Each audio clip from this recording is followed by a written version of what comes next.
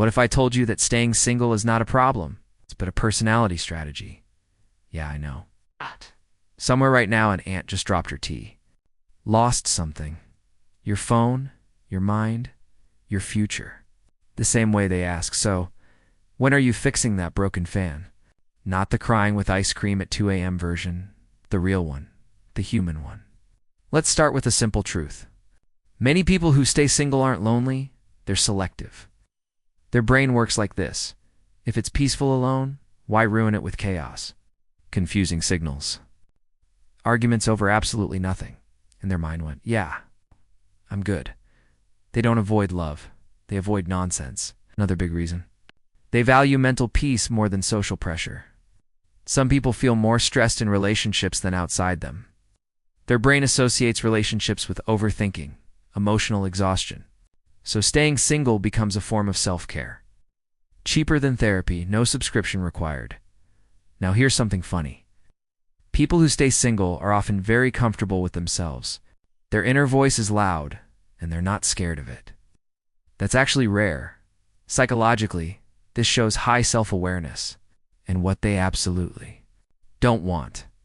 They don't jump into relationships just to avoid silence. Silence doesn't scare them. Bad company does. Yes, some of them are single because they overthink. Let's be honest. Their brain is like, he said okay instead of okay. That's a red flag, she replied after 3 hours. Is she losing interest or just charging her phone? He's nice. Oh. But what if he changes in 6 months? Boom, relationship canceled. Mentally, emotionally, spiritually. But here's the twist.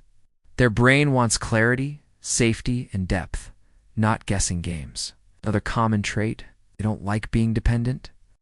Their schedule is theirs. Their goals are theirs. Their bed. Also theirs, and somehow always comfortable. They don't want a relationship. They want one that feels like an upgrade. And if that upgrade isn't available, people think staying single means waiting. Waiting for the right person. Waiting for love. Waiting for destiny to finally wake up. Psychologically, many single people aren't waiting at all. They're building. Their brain is focused on growth, not chasing.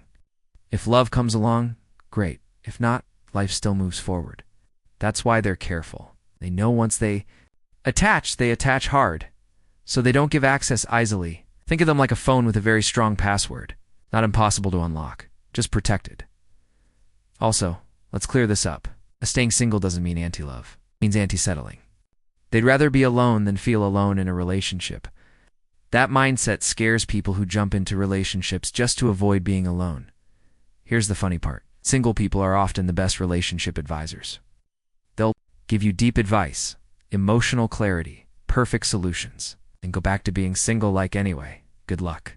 Because understanding emotions and wanting to deal with them daily are two different things. So next time you see someone who's been single for a long time, don't assume something is wrong with them. Maybe they're protecting their peace. Maybe they know their worth.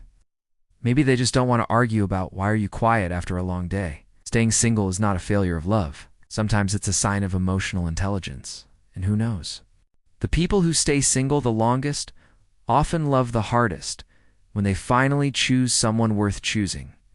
Until then, they're not missing out. They're just living life without unnecessary drama.